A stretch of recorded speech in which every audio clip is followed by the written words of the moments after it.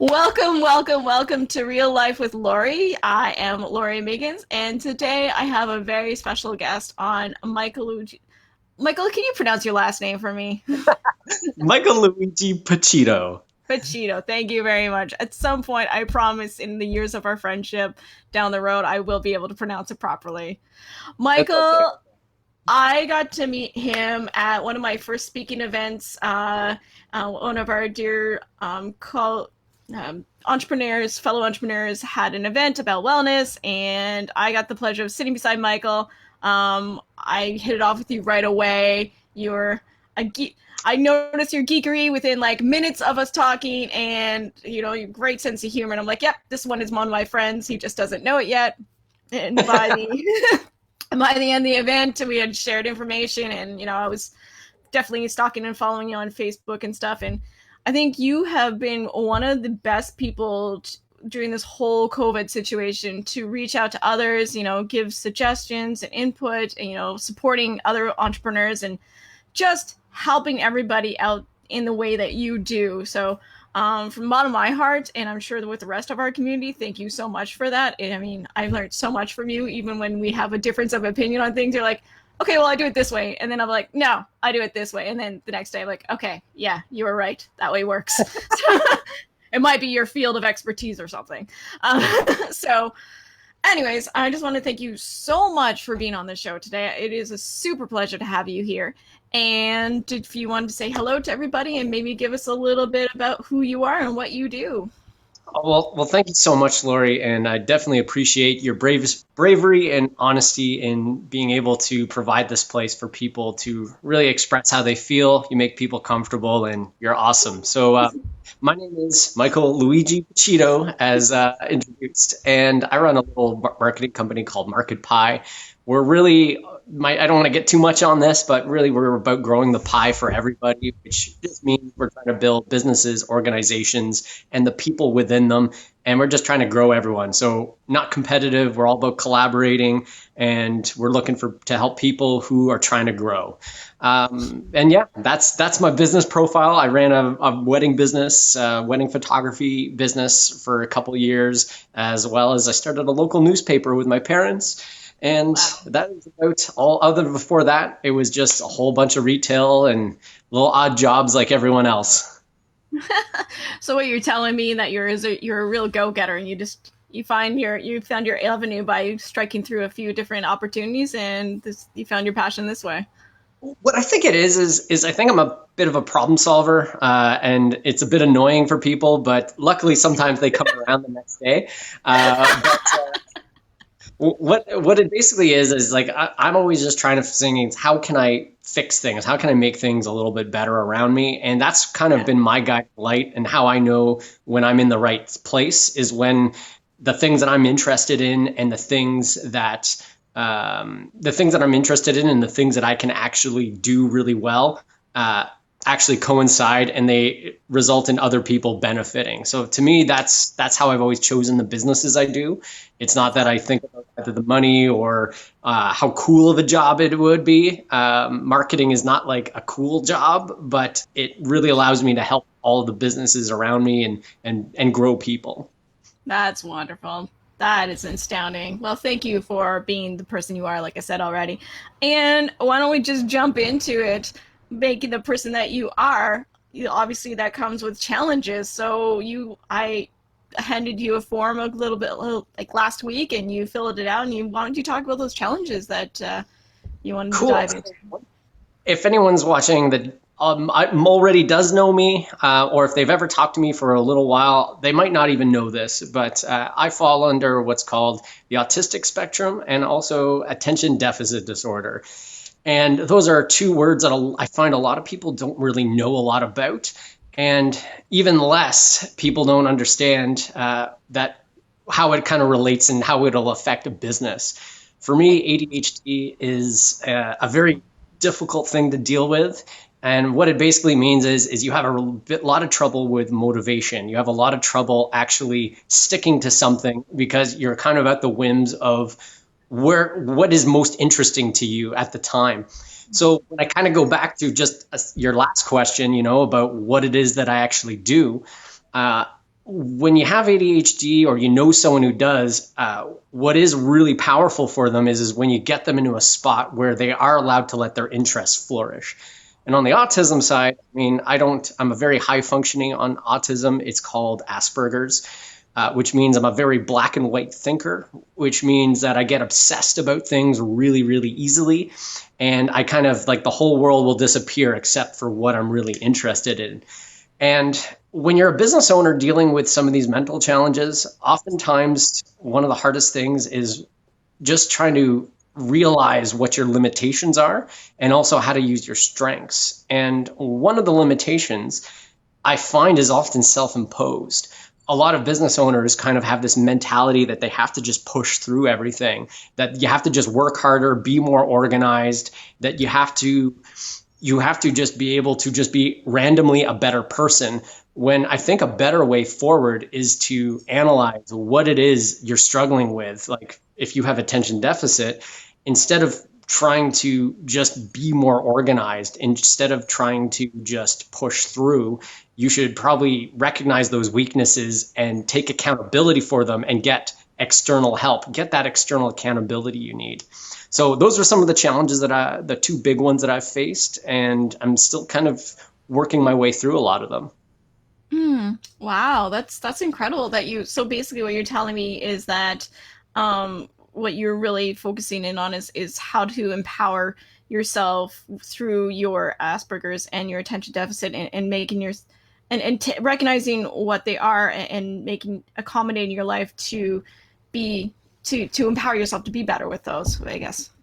I think a lot of business is if you're going to be in business, you can't feel sorry for yourself, and Mm-hmm. also you can't make excuses.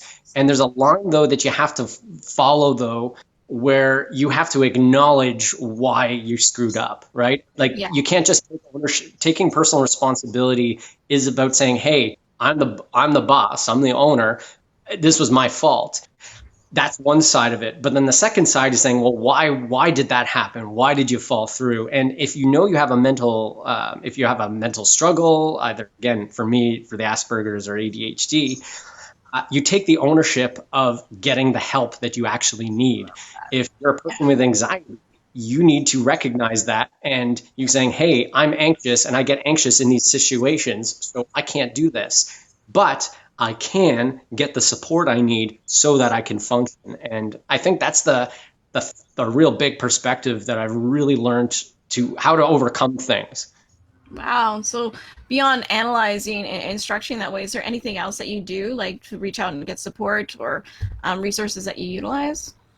Yeah, so on the ADHD, so, having both and autism and ADHD, it's kind of a two. It's a two way. You're getting hit from both sides. One side of me has a lot of trouble focusing, staying on task. I really like the new thing, and I really like novelty and interesting things. Uh, on the Asperger's side, I'm very process oriented. I'm systems oriented. Everything's like a flow chart, structured and details. I love details and all that. And and a lot of people sometimes they see that and they're like, oh, he's really detail oriented and structured. But then I also have this other side that gets bored really easily. So what I've had to do is I've gotten help. Like I've gotten a team. The reason why I have a 5-person team was I realized that yes, I'm great with the idea generation. I'm great at structuring a plan and a system and perfecting things. But I'm not the guy to actually do the work. If I do the client work, it's going to be a mess. so so that's what I'd say is that if you recognize you have, or if you have a mental struggle, you need to be really honest and open with yourself, and you need to be able to accept help. Because if you try and do it all yourself, well, you're gonna maybe get some successes, but you're also gonna hold on to a lot of those weaknesses too. Yeah, I totally agree with that. I was actually on a mastermind last night, and it's about, taking your mask off and being authentic with not only yourself, but with your clients. And just the conversation was generated about having that open conversation with your clients and stuff. And that's one thing I was concerned about first when I dived into the entrepreneurial world is like, my anxiety disorder, my mood disorder, being open about my sobriety. And I found that the more open I was, the better the relationship with the client, as well as the ability to connect and be my and draw in the clients that I actually, that I am more aligned and compatible with. Because the more they know about you, the more like, okay, well, I need a person that can drop this at a drop of a hat, or have like a 3-hour return or something. I'm like, anxiety doesn't do that. So being able to And you have find. to know that, right? You have to know Exactly. that and go, well, that will never be me, so I can't promise that. And Exactly. that's the ownership side. Yeah, and it's magical too, because as you get to know, your community and your world and the other entrepreneurs, I've been able, if there is a client that I thought would work out and we align, it gives me the opportunity, like, I can't help you, but I know this other VA that can, and being able to, streamline them together, me offboarding them, onboarding. I mean, it's been this like Mhm. awesome process. And yeah, I think it is so important to admit to yourself, admit to others, and then finding the right, not only finding resources, but finding the right resources. Because I mean, I've been through thousands of counselors that, you find that one diamond in the rough and you just like attach yourself to it, and that's the one that I find that I work myself with best.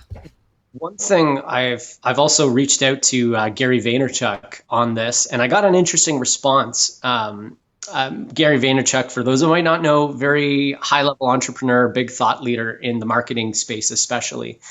But he's always about, taking your weaknesses, and if you're afraid of talking about your weaknesses, then you're going to be fearful of them, and then you're also going to let them have power over you.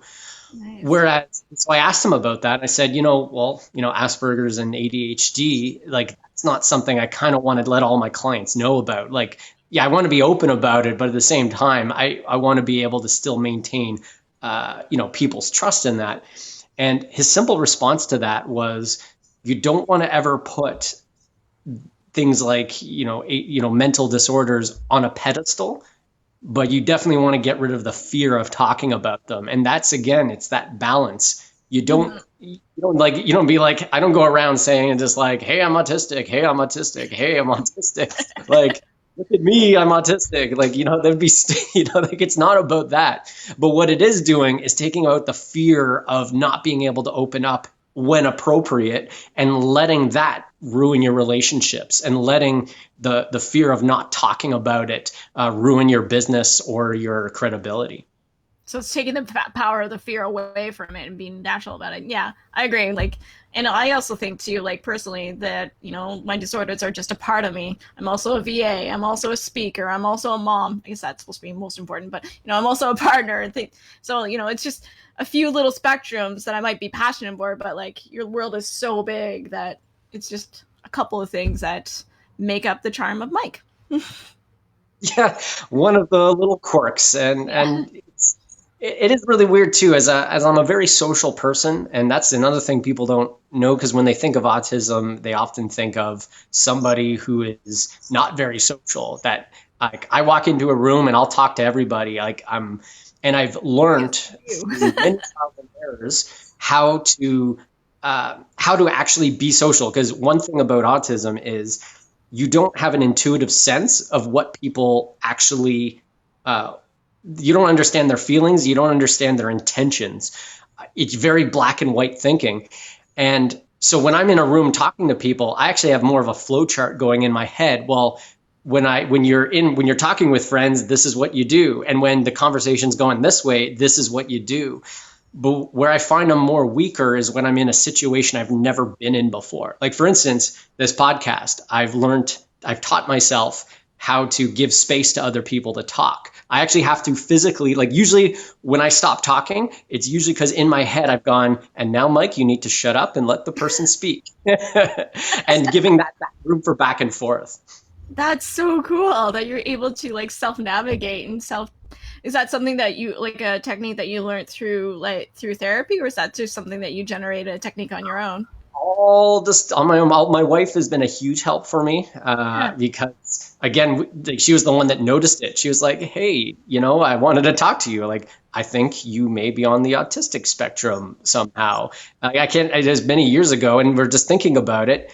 And that was actually the number one moment, I think, that I really started opening up, is because before I used to have problems. I used to just judge myself and saying, hey, I'm a big flake that doesn't follow through on what he says. Or I kind of, like there's certain people I get along with really well. And then some people I just offend, and because I work a little differently, my social skills are not the same as most people.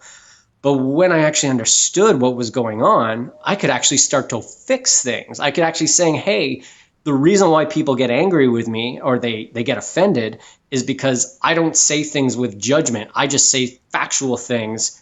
Like, it's like, hey, it looks like you've gained, you've gained some weight lately. Like I wouldn't know that would bother somebody.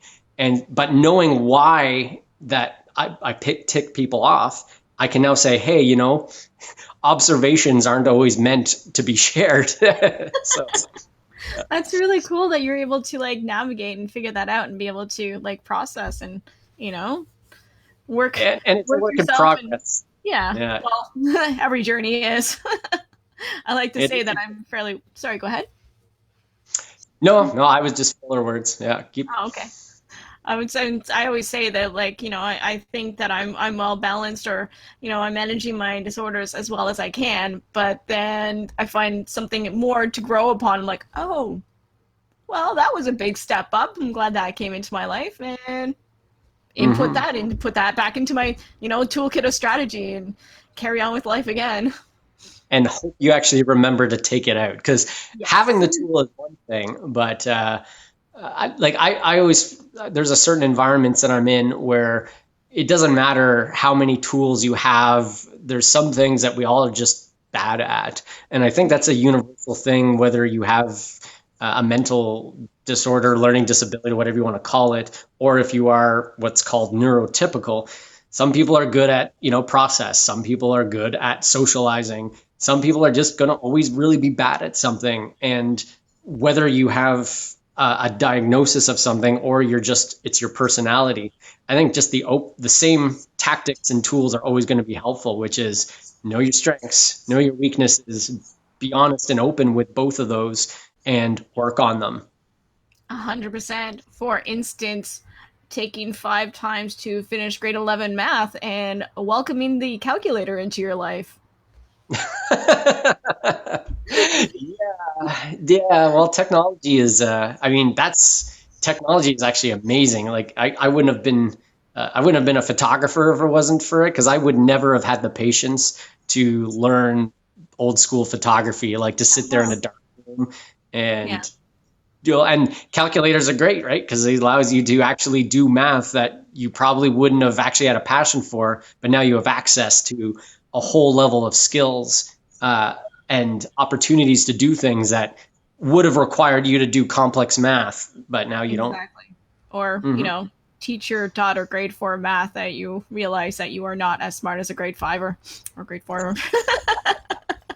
No, but technology has actually been huge as well, like on the focusing side. So one of the challenges that I have, and I think every business owner faces this challenge, which is getting organized and staying on track.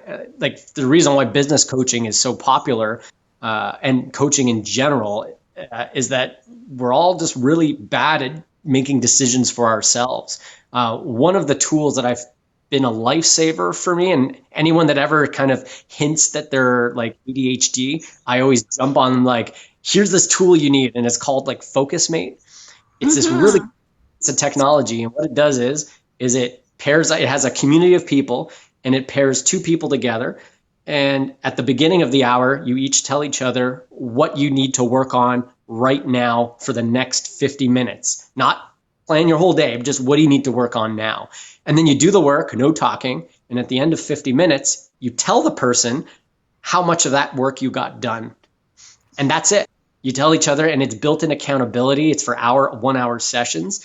And for me, that was a huge lifesaver, because if you have ADHD, you're you're very prone and you're bad with managing time. And this is just basically what you need to work on right now, and you're going to have to tell someone at the end of the hour if you did it or I not. love it. Yeah, Yeah. I actually shared that with my my partner because he, as you know, he has ADD. My daughter has ADHD. My ex husband has ADHD. So knowing that accountability part about their lifestyle, and I'm like being able to share that tool. When I used it, I was like, oh, even as not having that, but recognizing what, how hard it is to go through. It definitely, for myself, it was useful. But Mark, hopefully, my partner will be hopefully using it soon too, because it, like, you've had incredible help with it. I see how the accountability of it makes you stay focused in and process what you need to do, and then be able to, like, I liked it too at the end too, like that a little bit of affirmation, accolades, and like, hey, I got something done, and being able to like give yourself that positive affirmation was kind of neat too.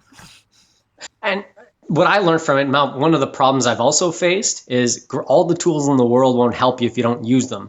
Mm. And that's where, with on ADHD side, what you really need is you need external accountability.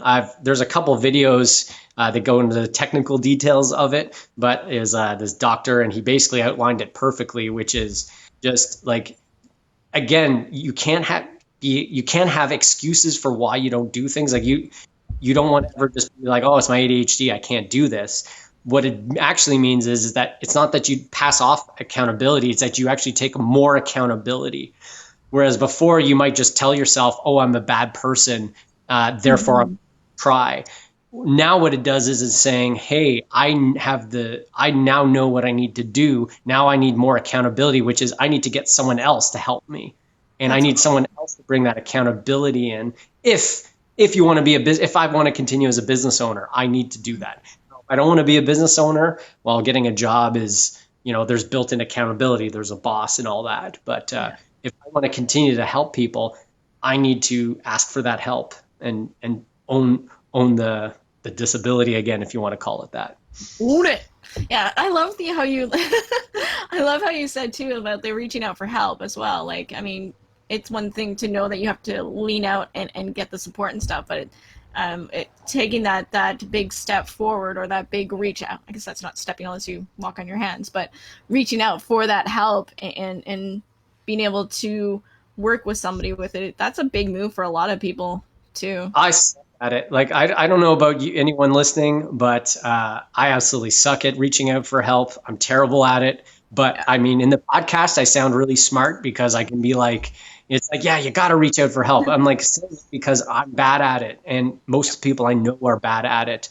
And even the very talent, and it's almost like the better you get and the more talented you get, the harder it becomes, right? Because you have Yeah. this ego thing going. So the one thing is like, you can't even say that message enough, which is if you're having a problem, reach out. Even if you don't think you have a problem, talk to people. Like, I've seen this one pattern on LinkedIn, which is amazing, which is people just having what's called office hours, which is really just, here's my schedule, book it, and let's have a 30-minute conversation and just talk and meet someone new, work through your problems, like talk about, hey, I here's what love I'm that. going through, what are you going through? And it's just like, it's super powerful, right? Because, Yeah. and, and, and I think what happens is that if we get stuck in our families and our friends and our business circles, I think it's a little harder to reach out to those people because there's a precedent stuck. Whereas I find in these podcasts, like, yes, we're friends in that, but we don't talk all the time. No. I actually feel a little bit more free to talk. Um, so again, you have to know yourself, but reaching out is so important.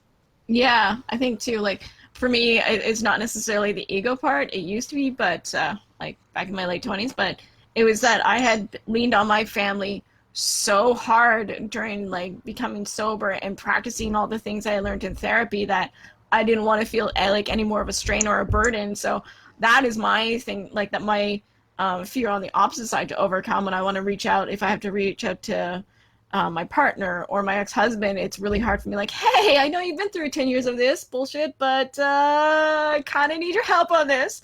And, every single time he's like, yeah, what can I do? Or, if it's something that he can't do at that time, we figure it out. So yeah, but either side, it is a hard thing to do, but it's a necessity to, live a healthy, well-balanced life. And speaking of that, that's a great time to bring in the tip that you, or the one thing that you do daily, that you for you to live a healthy lifestyle. Do I actually do it daily though? What's the one I do my best to do it daily. So There you go. one of the tips that I know, and it helps everyone, it helps my employees who don't have the same issues that I do, which is planning out your day by the 15 minute, by the 5 minute if you can. And really what it is the problem that we're trying to solve here is that everyone believes that when it's in their head that they got it together. And there's a huge amount of power in writing things down. And the reason is when it's in your head, you can make excuses for yourself. You can say, oh yeah, I got this. When you write something down, you can now analyze it outside of yourself and actually see the problems. So one thing that I suggest for anyone to try out, especially if you have the ADHD, which is at the beginning of your day, you write down all the things that you need to do, and then that's one step. And then the second step is then you prioritize them. You say which of these things are actually most important. And then as a third step, you actually write them down into a time sequence when you think you should do them and how long they'll take to do and when you're going to work on them. And the reason why this is powerful is because oftentimes we try and do everything all at once. And when you try and do everything all at once, you're going to make those mistakes. You're going to overwhelm yourself and you're going to get confused. When you separate the task of writing down all the things you need to do, you've put it into a smaller piece. When you write down what is actually my priority, you're doing it without having to worry about when you're going to do it, how long it's going to take. And then when you actually put it in the schedule, you're actually thinking about a smaller problem of, okay, I already know what my priorities are. Past Mike is smart, present Mike is not as smart. Past Mike said this was important. And that by breaking up tasks like that, like simple tasks like plan your day, it might sound like a little extra detail, but it's those little details that actually brings your ability to judge what you're doing and be more efficient.